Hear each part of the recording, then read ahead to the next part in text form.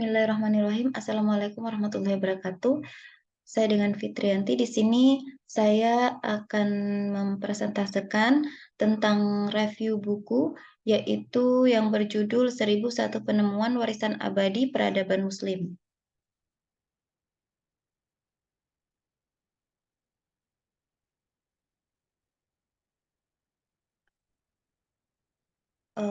Sebelumnya buku ini ditulis oleh Yang Mulia Pangeran Wallace dan atau Profesor Salin T.S. Al-Hasani sebagai pemimpin redaksi dan ketua FSTC yang telah memasuki edisi ketiga. Buku ini diterbitkan oleh National Geographic Society yang memperkenalkan warisan menarik dari zaman keemasan kepada pembaca baru, di mana upaya ini ditunjuk untuk meningkatkan pemahaman tentang bagaimana laki-laki dan perempuan dari berbagai agama dan etnis yang hidup di bawah payung peradaban Muslim mencapai kemajuan luar biasa selama periode ini. Buku ini mengulas warisan keilmuan peradaban Muslim mulai dari teori, penemuan, perangkat, proses, dan ide yang pertama kali digagas hingga penemuan yang diadopsi, dikembangkan, dan disebarkan pada masa keilmuan Muslim. Buku ini terdiri dari 7 bab, yaitu rumah, sekolah, rumah sakit, pasar, kota, dunia, dan alam semesta. Buku ini bertujuan untuk mengungkap akar budaya, ilmu pengetahuan, guna meningkatkan rasa hormat dan apresiasi antar budaya di dunia kita saat ini. Harapan dari penulis agar konsep dari 1001 penemuan pada buku ini dapat menginspirasi generasi ilmuwan dan cendekiawan di masa depan, baik pria, wanita, baik muslim maupun non-muslim, membangun dunia yang lebih baik bagi sesamanya apapun keyakinan dan warna kulitnya untuk menemukan teladan karir di bidang sains, teknologi, teknik, dan matematika. Di dalam daftar isi buku ini terdiri dari beberapa, yaitu yang pertama ada bab 1 rumah. Di dalamnya terdapat jejak pada kopi, makanan mewah, menu ketiga hidangan, jam, catur, musik, kebersihan, alat-alat listrik, PC dan kamera, model dan gaya, ada karpet. Kemudian ada bab 2 pendidikan. Di dalamnya ada sekolah, universitas, rumah kebijaksanaan, perpustakaan dan toko buku, menerjemahkan pengetahuan, matematika, trigonometri, kimia, kimia komersial, geometri, seni dan arabesque, penulis, dan kekuatan dunia. Kemudian ada pasar, di dalamnya ada revolusi pertanian, panduan pertanian, manajemen air, pasokan air, bendungan, kincir angin, perdagangan, tekstil, kertas, keramik, industri kaca, perhiasan, mata uang. Kemudian ada rumah sakit, pengembangan rumah sakit, instrumen kesempurnaan bedah, sirkulasi darah, karya Ibnu Sina, ada patah tulang, kemudian buku catatan ahli mata, inokulasi, obat herbal, apotik, pengetahuan kedokteran. Kemudian ada kota, di dalamnya ada perencanaan, arsitektur, lengkungan, kubah, menara berpengaruh, ada kastil dan menara, tempat permandian umum, tenda dari kios hingga konservatori, taman, dan air mancur. Kemudian ada dunia, di dalamnya ada planet bumi, ilmu bumi, fenomena alam, geografi, peta, pelancong dan penjelajah, navigasi, eksplorasi laut, komunikasi global, perang dan senjata, ilmu sosial dan ekonomi. Kemudian di dalamnya ada bab 7, yaitu semesta. Di dalamnya ada astronomi, observatorium, alat-alat astronomi, astrolab, bola armitari, tanda-tanda untuk orang bijak, kemudian bulan, formasi bulan, konstelasi penerbangan.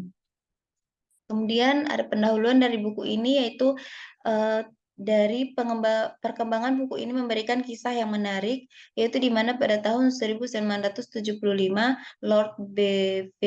Bowden yang menjabat sebagai seorang kepala University of Manchester Institute of Science and Technology atau UMIST yang tertarik kepada cara orang Muslim bagaimana mereka memperkenalkan konsep indeksasi untuk mengatasi inflasi yang merajalela dan memberikan himbauan kepada Britania Raya yang saat itu sedang dihantui oleh inflasi, yaitu mempertimbangkan prinsip-prinsip ekonomi yang ditempatkan sekitar 1400 tahun yang lalu dalam Al-Quran seperti yang diwahyukan oleh Nabi Muhammad SAW.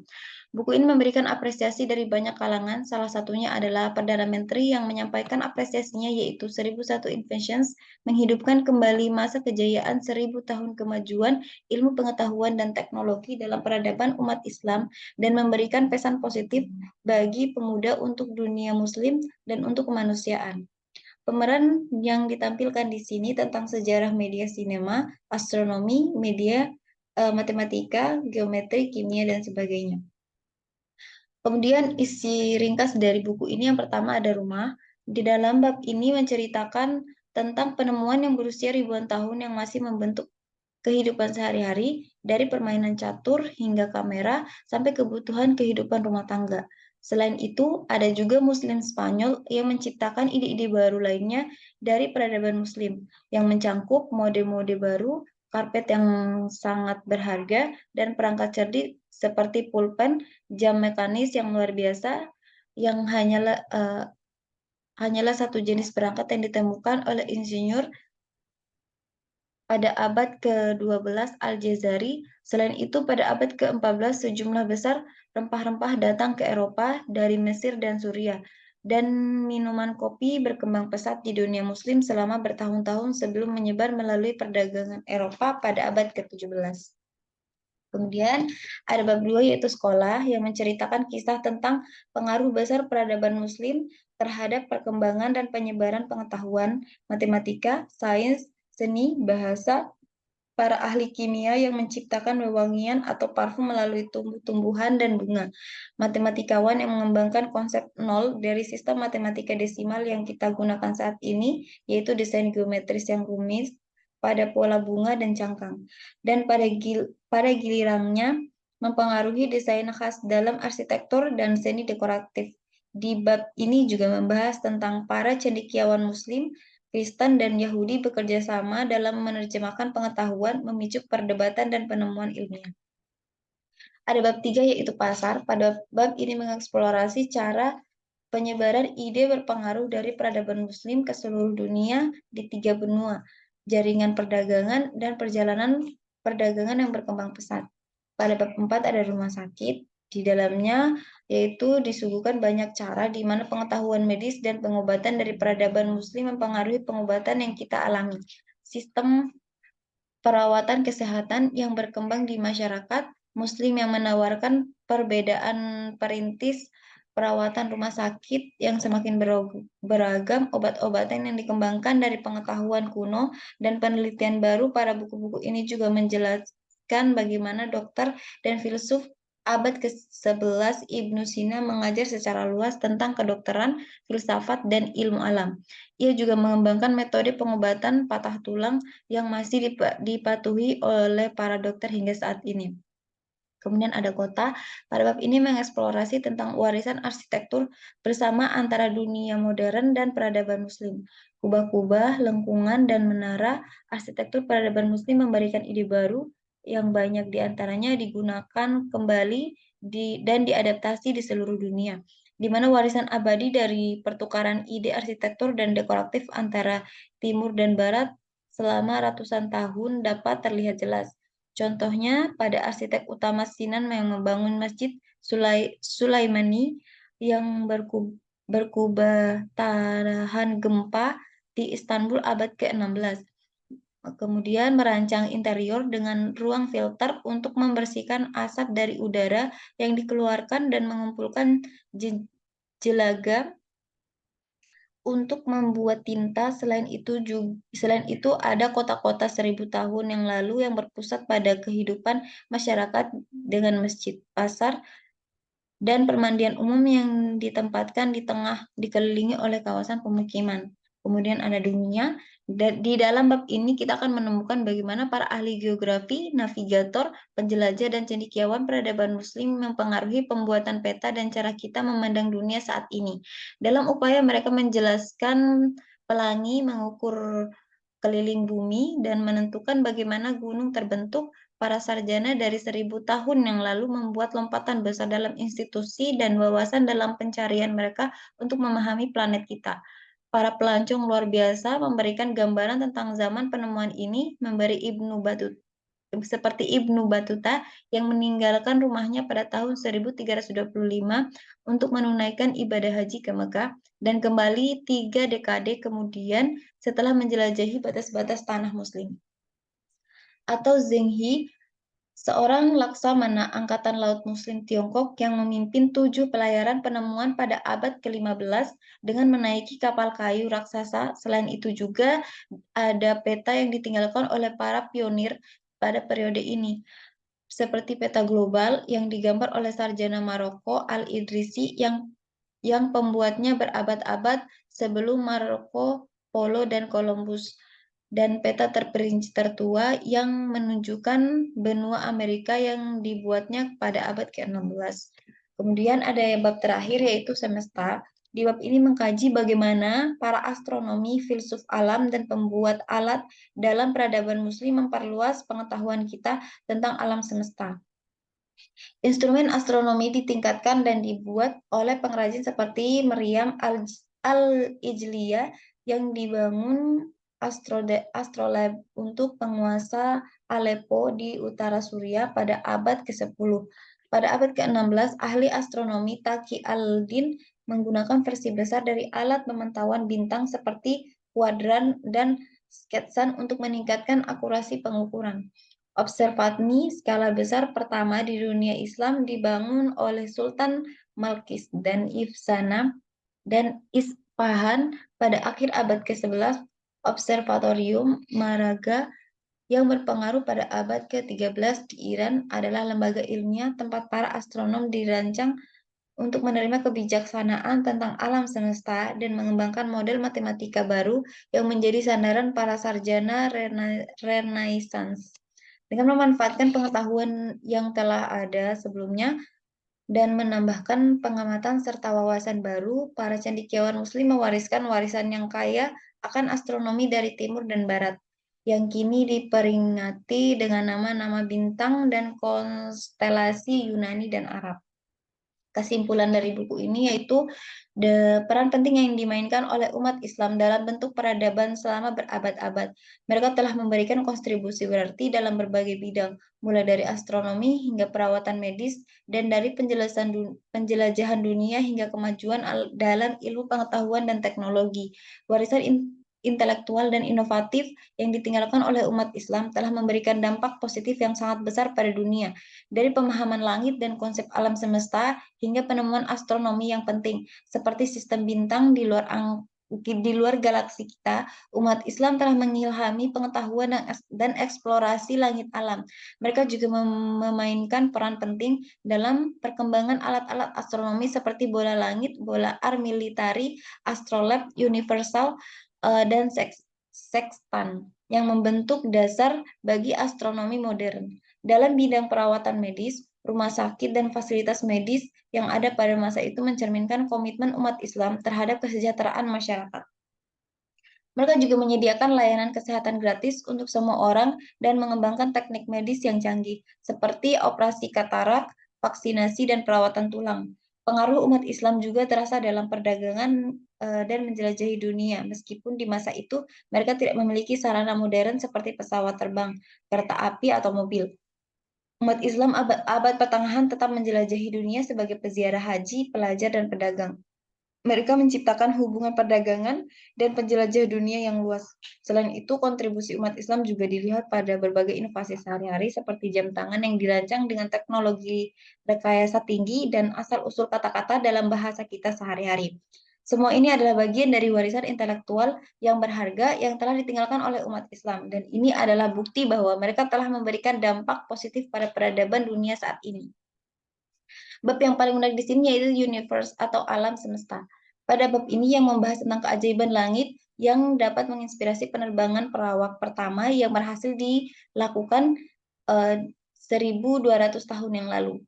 Sementara yang lain terus memperhatikan langit dan malam. Umat Islam perlu mengetahui waktu-waktu salah harian yang tergantung pada posisi matahari, arah Mekah dari setiap lokasi geografis, dan siklus bulan untuk kalender yang lunar muslim.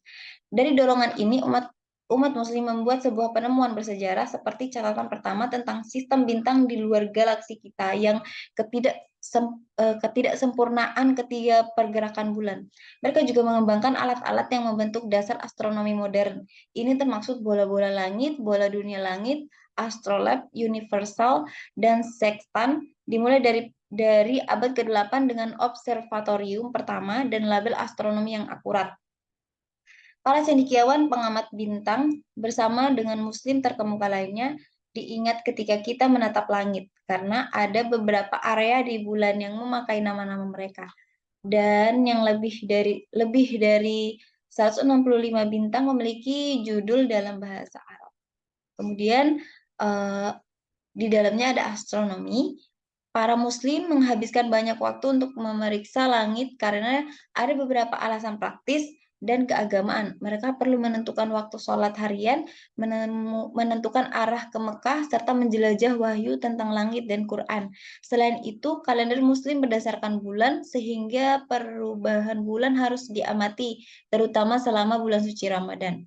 Kemudian astronomi menjadi fokus utama para sarjana muslim ribuan tahun yang lalu. Observatorium dan peralatan astronomi dikembangkan dan banyak penemuan astronomi penting dibuat. Observasi langit, terutama matahari dan bulan, digunakan untuk menentukan parameter matahari, peredaran planet, dan banyak lagi. Kemudian sejumlah astronom muslim terkenal termasuk Al-Batani, Al-Biruni, Ibnu Yunus, Al-Farkani, Al-Zargali, Zabir Ibnu Aflah, Ibnu Rushad, dan Ibnu Al-Satir. Kontribusi mereka membentuk dasar astronomi yang kemudian digunakan oleh para ilmuwan barat selama berabad-abad. Kata-kata dan istilah astronomi seperti zenit, azimut, serta nama-nama bintang seperti Vega, Altair, dan Deneb adalah warisan dari astronomi muslim yang masih digunakan hingga saat ini. Kemudian ada observatoris. Dalam sejarah, para astronom muslim memainkan peran penting dalam pengembangan ilmu astronomi. Mereka bukanlah yang pertama yang mempelajari astronomi, tetapi mereka melakukannya dalam skala besar dengan observatorium dan peralatan yang canggih. Astronomi memiliki signifikan penting dalam kehidupan sehari-hari, termasuk menentukan waktu sholat dan arah ke Mekah dalam kehidupan muslim. Khalifah Al-Mu'mun memainkan peran utama dalam mendukung ilmu astronomi dengan mendirikan observatorium pertama dalam sejarah. Observatorium ini berlokasi di Al-Samisiyah di Baghdad dan di Gunung Kasiyun di Damaskus. Observatorium tersebut memainkan peran penting dalam menghasilkan label astronomi, menghitung pergerakan planet, fase-fase bulan, gerhana, dan informasi untuk kalender. Konsep observatorium tetap dengan instrumen besar, program kerja ilmiah, dan dukungan pekerjaan diperkenalkan oleh Al-Ma'mun.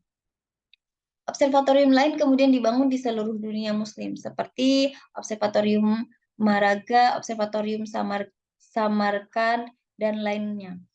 Masing-masing dari mereka membuat kontribusi penting dalam astronomi, seperti mengukur panjang tahun bintang dengan akurasi yang luar biasa. Selain observatorium, planetarium pertama juga dibangun oleh seorang ilmuwan muslim bernama Ibnu Firnas. Planet ini adalah ruang di mana gambar bintang, planet, dan benda langit lainnya diproyeksikan, mirip dengan planetorium modern. Sejarah astronomi Islam mencerminkan peran penting mereka dalam mengembangkan ilmu pengetahuan, menghasilkan penemuan penting, dan memberikan fondasi bagi ilmu astronomi modern. Kemudian selanjutnya ada astronomical instrument. Astronomer muslim menjadi perintis dalam pengembangan alat observasi besar yang digunakan untuk mempelajari langit. Dengan menggunakan alat-alat besar ini, mereka berhasil mengurangi tingkat kesalahan dalam pengukuran astronomi. Observatorium ini di Damaskus memiliki kuadran sepanjang 6 meter dan sebuah sejajar panjang 17 meter.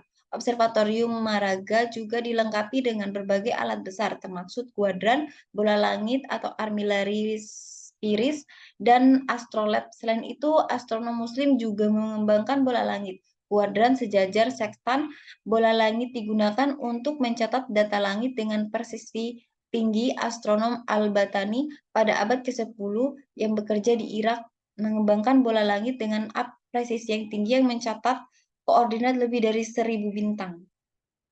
Alat observasi astronomi yang besar ini sebagian besar dari mereka yang telah berkurang ukurannya di era modern, memberikan kontribusi penting dalam peningkatan akurasi pengukuran astronomi. Alat-alat ini menjadi landasan bagi pengembangan alat navigasi seperti sejajar atau sextant dan sangat berperan dalam penelitian astronomi. Kemudian ada astrolabel. Pada astrolabel adalah perangkat astronomi yang sangat akurat yang digunakan oleh umat Islam untuk menentukan waktu sholat dan arah Mekah sebelum teknologi modern.